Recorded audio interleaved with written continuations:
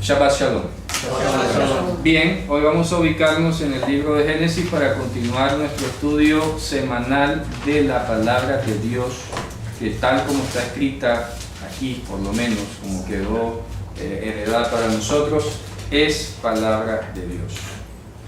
Esta parashá se llama Miketz. Miketz significa del final de. Del final de. Este de se puede traducir por también. Por el final de. Literalmente es eso. Y empieza así, ¿verdad? Y ocurrió que por el final de 2 años, ¿cierto?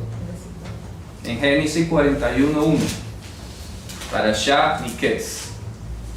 Y fue, y ocurrió, aconteció, existió esto que vamos a hablar, que por el final o al cabo de 2 años, días, dice allí literalmente, ¿verdad? 2 años de días. Curiosa esa expresión, es enigmática. Faraón tuvo un sueño, ¿verdad? Vamos a dejarlo hasta ahí. Ya todos sabemos y hemos escuchado todos estos años los sueños que tuvo el faraón, ¿cierto? Ya sabemos que tuvo 2 sueños, uno de unas vacas, uno de otras espigas. Unas vacas bonitas y gordas fueron devoradas por unas vacas flacas y feas, y unas espigas bien maduradas, bien llenas de fruto, fueron devoradas por unas espigas azotadas por el viento. Bien, eso ocurrió allí. El sueño prácticamente se repite cuando el faraón se lo dice a los siervos, ¿verdad? Ya mandan a llamar a Yosef. El copero, ¿verdad? Se acuerda y dice, claro, yo me acuerdo hoy de mis pecados. Hace 2 años, ¿verdad? El Señor me mandó a poner preso, ¿cierto? Por esto que pasó. Y yo me acuerdo que allá había un muchacho hebreo que nosotros le contamos el sueño y él interpretó el del panadero y el mío. Y así como lo dijo, así fue. ¿Ya? Mandan a llamar a Yosef, ¿cierto? Faraón le relata el sueño a José. José le da la interpretación, le da la solución, como hemos hablado, ¿cierto? Y automáticamente me llama la atención pues la declaración que hace el faraón a la altura de Génesis 41, versículo 38. ¿Qué dice? Y dijo Faraón a sus siervos: ¿acaso hallaremos a otro hombre como este, en quien esté el Espíritu de Dios? Siga el 39. Y dijo Faraón a José: pues que Dios te ha hecho saber todo esto, no hay entendido ni sabio como tú. Ok, hasta allí, dejémoslo hasta allí. Transcurre todo ese relato, José efectivamente se pone al mando de Egipto, comienza pues toda la gestión que él hace, se casa, ¿verdad? Tiene 2 hijos, y ahí lo dice a continuación. Vamos a ver en el versículo 50, ¿qué lo dice?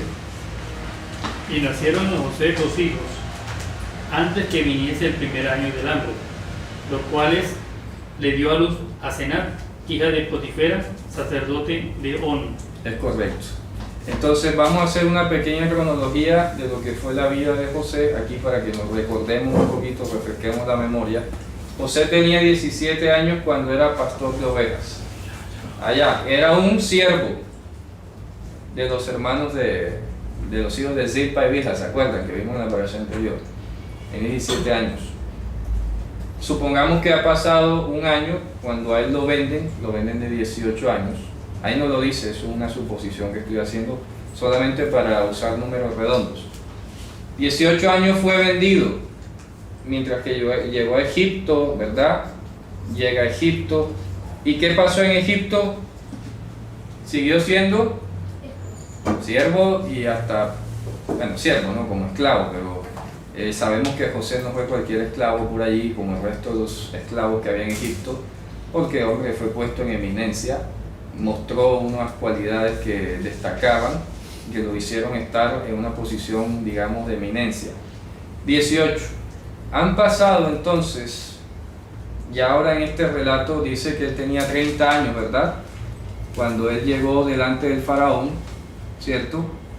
Vamos a tratar de ubicarnos en esa parte aquí, 32 no dice. en el versículo 32. Por la edad. No, ahí la dice en el 30, en el capítulo 41, que José era de 30 años cuando llegó delante del faraón. ¿Ya? Vamos a ver. Aquí está, en el versículo, vamos a leer desde el 13, desde el 14. El 41. Sí, 41, 14. Faraón mandó llamar a José y le sacaron del pozo con premura. 41. Ajá, sí. Se afeitó y mudó el vestido y compareció ante Faraón. Dijo Faraón a José: he tenido un sueño y hay quien lo interprete. Pero he oído decir de ti, no hay quien lo interprete, pero he oído decir de ti, que basta oír un sueño para interpretarlo. Sigue. Respondió José a Faraón: no hablemos de mí, que Dios responda en la buena hora, Faraón. Perfecto. Entonces ahora vamos a leer acá en el versículo 42. 41, 42.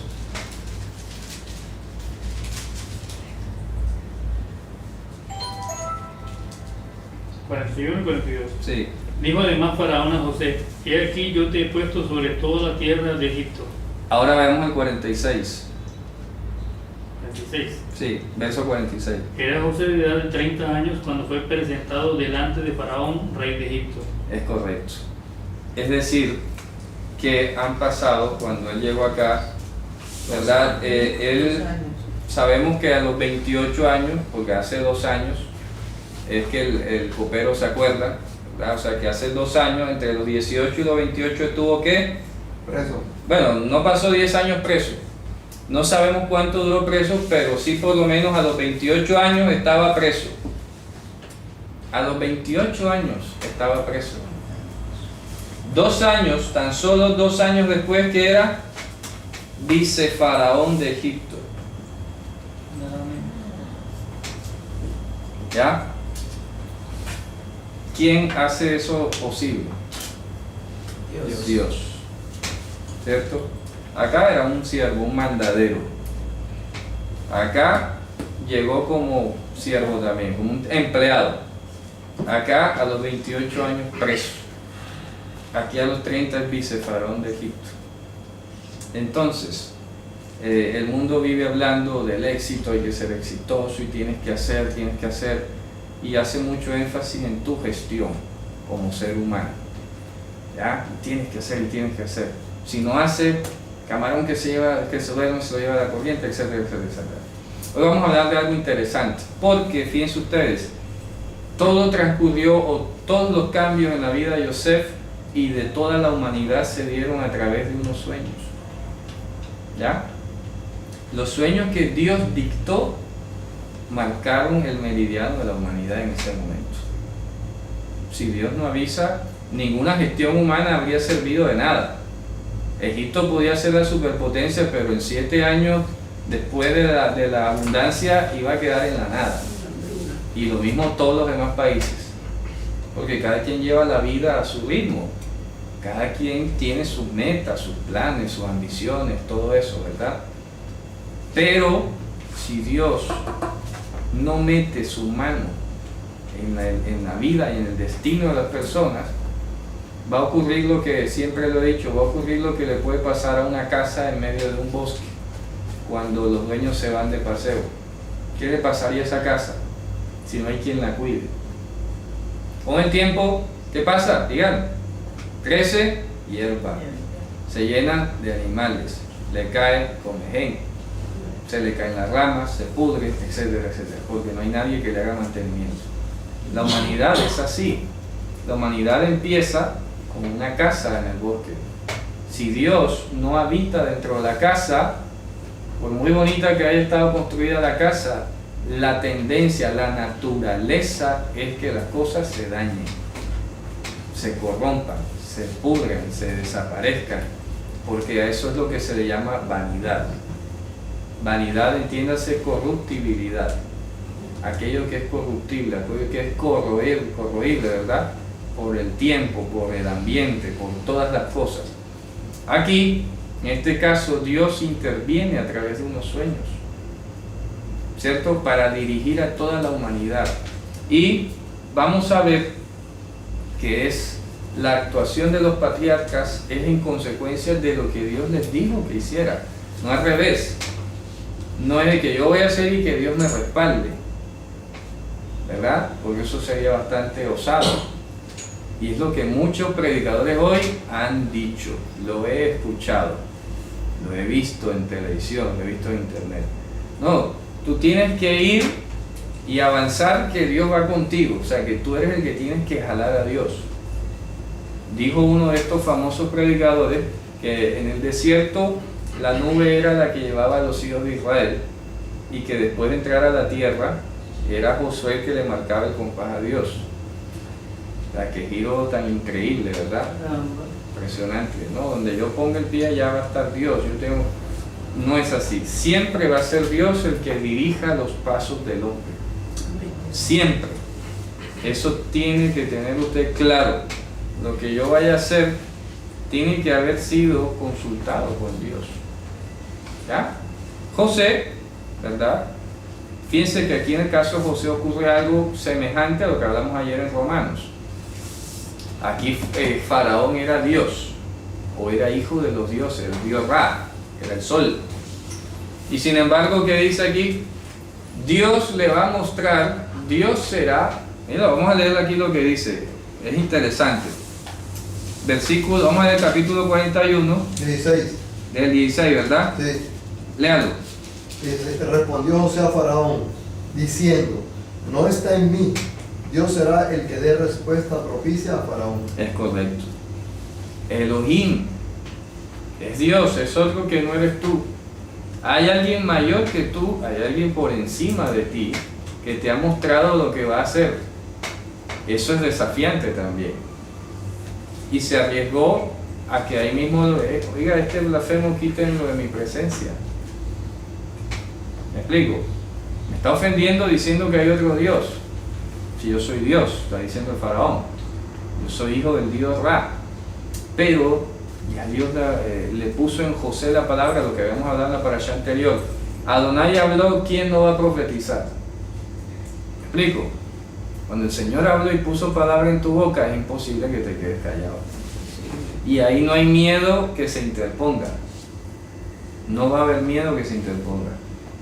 Es interesante porque la palabra que Dios pone en nuestra boca es una palabra que no tiene malicia.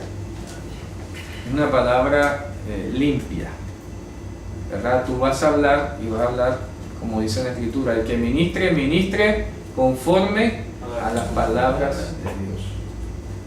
¿Cierto? Aquí hablamos, como dice también Pablo, yo he sido, ¿verdad? He exhibido la fidelidad de Dios y por lo tanto hablaré. Ahí lo traducen como creí, por lo tanto hablé. ¿Ya? Pero lo que se quiere decir en hebreo dice, manti quiere haber significa, por el hecho de yo haber exhibido la fidelidad de Dios en mi vida, por eso voy a hablar. Porque Dios ha puesto su fidelidad en mí. Por lo tanto no voy a tener miedo de hablar lo que tenga que hablar. Y aquí dijo, no soy yo, dice, Biladai, no soy yo. Elohim responderá a la paz del faraón. Así dice literalmente en hebreo, ¿verdad? Dice, no soy yo, dice, fuera de mí está el asunto, fuera de mí. Elohim responderá al faraón, la paz del faraón.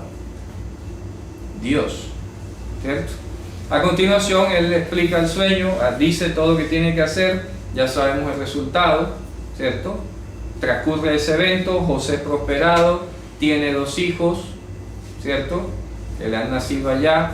Ya habíamos discutido un poquito también sobre el tema de la esposa de él, que le dan en Egipto. Pero él se casó con una egipcia.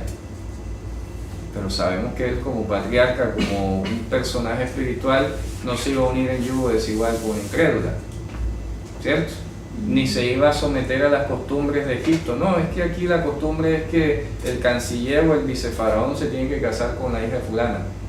Un momentico, ¿verdad? Vamos a revisar esa situación. Definitivamente comprobamos que Yosef no se cambió de religión, ni se egipció, digamos la palabra, porque viene Jacob y él le trae a los hijos para que lo bendigan, ya, automáticamente. Pero aquí hay algo que me llamó la atención. Cuando él le pone el nombre a uno de los hijos, mire lo que dice aquí, que es algo, aquí yo pienso que Yosef en eso recibió un trato, porque varias personas me hicieron la pregunta y yo también me lo he hecho, pero me quedó sonando esa pregunta que alguien me hizo. Oye, en todo ese tiempo, ¿por qué cuando él subió a ser vicefaraón, por qué no mandó a llamar a su papá enseguida? Sí, porque eso es lo que haría cualquier persona. Si tengo la oportunidad, voy y visito enseguida a mi papá, a mi mamá, ¿cierto? Pero mire lo curioso que dice ahí en el versículo 51, Génesis 41, 51. Y llamó, 41, 51, y llamó José el nombre del primogénito Manasés, porque dijo, Dios me hizo olvidar todo mi trabajo y toda la casa de mi padre. Fíjate tú, es curioso eso, ¿ya? Dios me hizo olvidar a todo mi trabajo y a toda la casa de mi padre. ¿Qué está reflejando esto? Cuando hemos dicho casa de mi padre, en hebreo lo hemos recalcado, se está refiriendo a lo que era la creencia, a la creencia teológica, a la religión. Entonces, ¿qué significaría aquí decir que Dios le hizo olvidar a la casa de su padre? ¿Qué significaba eso? Lo que estaba diciendo aquí la Torá significa que la percepción que había recibido Yosef de lo que era Dios en la casa de su padre, eso le fue hecho olvidar. ¿Le fue hecho? Olvidar. ¿Me explico? Fue hecho un olvido. En otras palabras, ¿a dónde vamos? Esto es importante y esto ocurre, hermano. Uno de los grandes trabajos que va a hacer el enemigo es trastornar la imagen de Dios a través de nuestra familia, a través de las personas más allegadas. ¿Me explico? Va a ser, alguien me lo decía ayer, no, lo que pasa es que fíjate tú, yo estaba yendo a una iglesia allá pues en Venezuela y ahora con la crisis y todo, hasta el copastor se fue. Y entonces, tienes que quedarte. Hay un famoso proverbio judío que dice, en el lugar donde no hayan hombres, procura ser el mejor de los hombres. Y se lo dije a esa persona. Y esto es lo que dice el Talmud, fíjate, y es un dicho muy hermoso. ¿Por qué? Porque fíjense, regreso al punto. El enemigo va a tratar de utilizar a las personas más cercanas para sembrar o para hacer germinar cualquier raíz de amargura que nos distorsione la imagen de Dios. Es decir, oye, pero mira al otro, y comienza la criticadera, y tú lo que vas haciendo en el fondo es como desdibujando la imagen de Dios. En última termina diciendo, hombre, Dios es mentira. Eso es que Dios, mira, todos los que yo conozco tienen sus defectos, tienen sus cosas, y yo no veo que nadie es perfecto. Y entonces a veces se trata de asociar de que por ser tú un creyente, por ser tú espiritual o algo, tienes que ser perfecto, intachable, ¿verdad? Pero, repito, eso lo va utilizando el enemigo para mostrarte, para distorsionarte la imagen de Dios, ¿ya? Entonces aquí lo que está diciendo Yosef, cuando dice que Dios me hizo olvidar la casa de mi padre, no es que se haya olvidado, eso quedó demostrado, él no se olvidó de su papá, no se olvidó de sus hermanos, que de hecho lo reconoció. ¿Me explico? O sea, el sentido es más allá de lo literal, porque apenas llegaron los hermanos, ¿qué pasó? Lo reconoció, No, él dice, la primera vez que llegaron, ¿verdad? Hermano, Enseguida lo reconoció y se acordó de ellos. Y después mandó a llamar al papá, ¿todavía está mi padre vivo? Si se acordaba. la pregunta sería ¿por qué tuvo que esperar en el mundo? Me preguntaba Dios, ¿por qué tuvo que esperar, no sé, toda esa trama con los hermanos que llegaran, engañarlos, enviarlos, ponerle trabas y por qué desde un principio no se les identificó? Ahí Porque va. tuvo que pasar todo ese entramado. Claro, ya lo habíamos hablado en la parashá el año pasado y vale recordarlo. El año pasado mostrábamos, cuando hablamos de kashots, ¿te acuerdas? Usábamos el término, explicamos lo que era kashots. Él habló con ellos kashots. ¿Sí se acuerdan o no se Con acuerdan? dureza. Creo que no se acuerdan. Por dureza. Yo me acuerdo. El año pasado hablábamos de que José, ahí lo dice, que habló con ellos kashots, ¿verdad? Vamos a leerlo, donde dice que habló con ellos de manera dura. Sí. ¿Ya? Ahí lo dice, hombre, este hombre habló con nosotros palabra dura. ¿Ya? Y no podemos regresar allá. Vamos a buscarlo aquí en Génesis 42. Vamos a buscarlo aquí.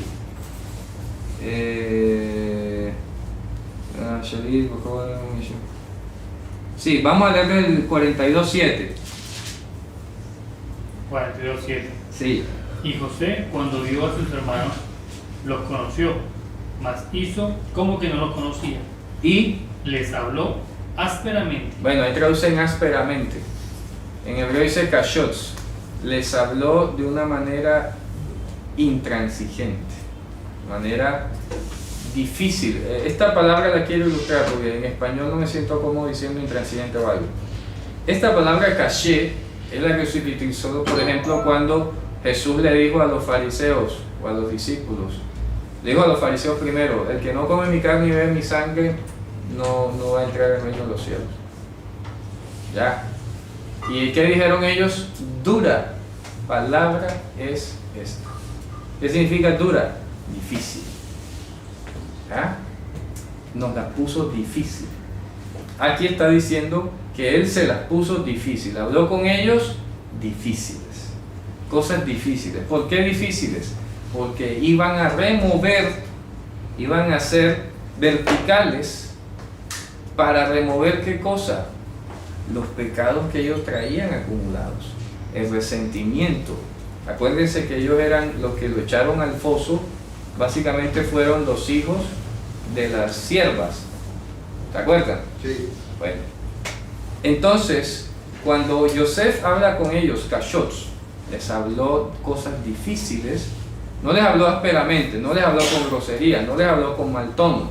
Eso yo lo expliqué el año pasado. Pasa que no se acuerdan. Sí. ¿Ya? Entonces, no les habló con grosería, no les habló con mal tono, no les faltó al respeto, simplemente les habló palabras difíciles, duras. ¿Duras qué es? Que iban a ser rígidas, como debe ser rígido un hacha que va a cortar un árbol, o como debe ser rígido un martillo que va a quebrar una piedra. ¿Está en versículo? ¿Dura? Sí, dura, ahí sale en el versículo 7 al final. Y habló con ellos duras, difíciles.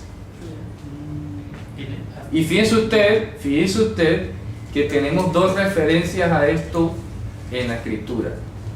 Dios le dice a través del profeta, no es mi palabra como martillo sobre la piedra.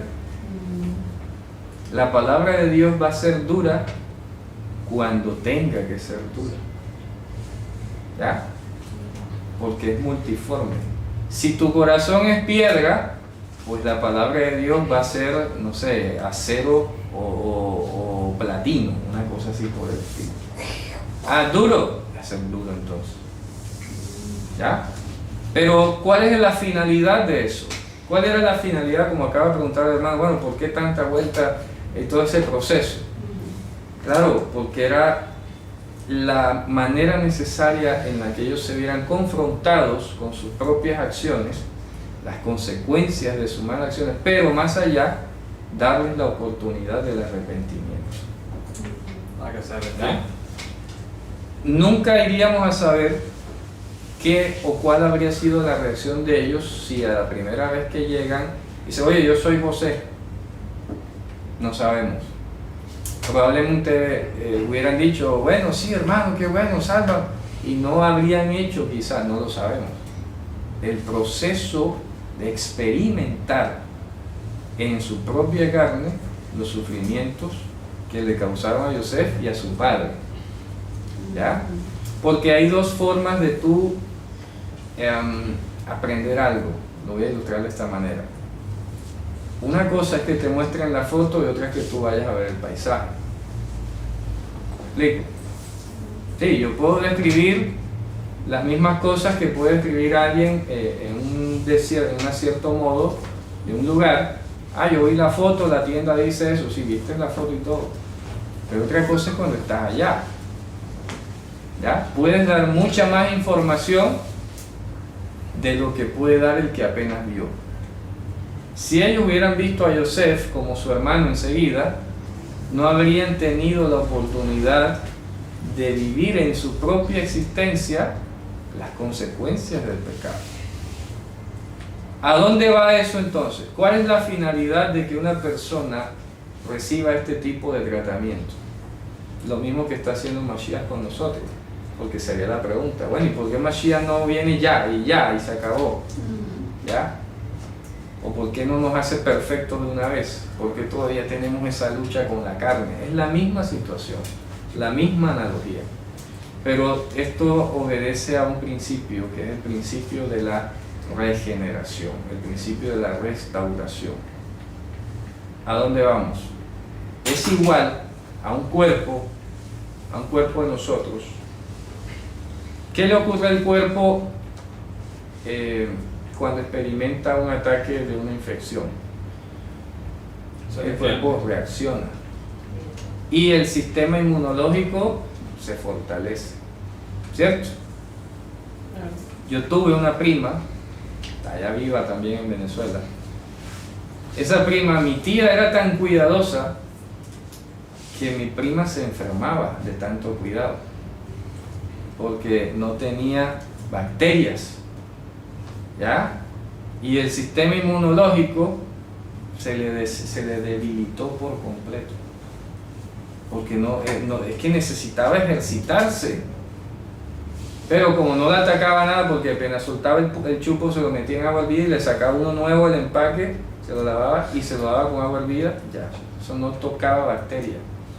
No la dejaba tocar el suelo, la bañaba enseguida, en fin, mejor dicho, tenía toldo, cuánta cosa. Cuidado impresionante. ¿Qué pasó? Se enfermó. No pudo salir de ese entorno, porque apenas salió de ese entorno, Estaba vulnerable. ya, vulnerable. ¿Te das cuenta? Entonces, el proceso de José con los hermanos, el proceso de Mashiach con nosotros es igual. Si nosotros no saliéramos de nuestro entorno hacia el mundo y nos enfrentáramos al mundo, estaríamos básicamente vulnerables ante él. ¿Ya? No sabríamos qué hacer, nos quedaríamos presos. Ay, ¿qué hago ahora? Porque como no conocemos ni hemos interactuado, no tenemos el discernimiento ejercitado. Entonces pasarían dos cosas catastróficas: o no sabríamos qué hacer, o seríamos invadidos por el mundo. ¿Ya? Cuando Yosef guía a sus hermanos a que vayan, vengan otra vez, no, que este se queda preso, no, que ustedes se van, no, que vuelvan, no, que ustedes son espías, que aquí está la copa que se robaron. ¿Cuál era todo ese propósito? Ellos llegaron a decir, oye, esto es por lo que hicimos a nuestro hermano. ¿Ya? Al punto que Simón les reclama, yo les decía, Claro. arrepiéntanse, Sí, arrepiéntanse. y aquí lo dice, ¿verdad? Vamos a leerlo. Aquí lo dice. Aquí está. Vamos a leerlo aquí, vean lo que dice en el 42, El- 21. Claro. Vamos a leer desde el 21. ¿Qué dice? Listo. Y decían el uno al otro, verdaderamente hemos pecado contra nuestro hermano, pues vimos la angustia de su alma cuando nos rogaba, y no le escuchamos.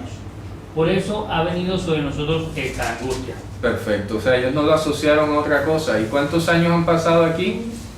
Ya han pasado 12 años. Pero más aún en el versículo siguiente, ¿Ya? en el siguiente es más contundente. Leo. Lee por favor el 22. 22 dice, y respondió Rubén a ellos diciendo, ¿Acaso no se lo dije a ustedes diciéndole no pequen contra el muchacho, contra el niño? Y no escucharon. Y también su sangre, he aquí, es ahora investigada, requerida. O sea, el propio remordimiento de conciencia. Claro. Contundente. Y otra cosa importante a decir, han pasado aquí 12 años, ¿verdad? ¿Cierto? José se fue de unos 18 años para Egipto. La vida media de un esclavo en Egipto podía no pasar los 10 años. Por eso él dice aquí, su sangre está sobre nosotros. O sea, porque si no lo mataron allá, ¿verdad? Ya a esta altura estaba muerto. ¿Me explico? Ya a esta altura, es más, y no vamos lejos, tú sabes las condiciones precarias en las que vivía un esclavo. Hasta en 1800 o algo, 1700, el promedio de vida era de 37 años. Por las condiciones de salubridad tan horribles que había. La gente usaba antihigiénica y de todo. Por eso era que tenían muchísimos hijos, a ver cuál era el que salía más fuerte. Y pasaba más de los 30 y pico. Pero el promedio de vida era ese, 35 años, 37 años. Era raro, era en ese momento histórico, repito. La gente no vivía mucho más allá de 40 años. ¿Ya? Impresionante. Aquí, la vida media de un esclavo podía ser 10 años. Y si era un muchacho, imagínense ustedes. Ellos se imaginaron lo peor y no, se lo llevaron a Egipto, lo pusieron esclavo y a los 10 años eso está muerto. ¿Verdad? Un pelado que iba a ser pelado allá. Por los trabajos duros que ponen en Egipto, pero ellos no sabían lo que Dios estaba haciendo. Fíjate, no era consciente. ¿Verdad? Increíble. Bien, entonces ellos tienen esa experiencia, porque han vivido esa experiencia, han jurado que van a entregar a sus hijos. A Jacob le dice, no, si quieres mata a nuestros hijos, es una exageración obviamente, para reforzar, ¿no? Ellos iban a hacerse responsables de todo lo que aconteciera a Benjamín, ¿verdad? Entonces cuando él les lleva a experimentar y se mantiene firme, se mantiene difícil, ahí donde yo dije intransigente.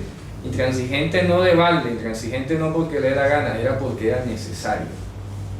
¿Ya? ¿Necesario para qué? Para derrumbar la dureza del corazón de ellos. Lo siento, hermanos, pero me tengo que poner así. ¿Cierto? El problema es con el pecado que está grabado en el corazón de ustedes. No es que yo los odie, no es que ahora yo tenga rencor contra ustedes y me esté vengando, que es lo que alguno pensaría, ¿no? Oye, él aprovechó su posición y se está desquitando toda la que le hicieron. Pero no, porque el objetivo primordial de Yosef era llevar a sus hermanos al arrepentimiento. ¿Ya?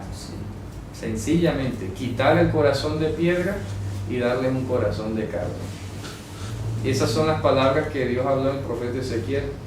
Yo quitaré el corazón de piedra y le daré un corazón de carne. Y esto nos va a llevar a desembocar en el tema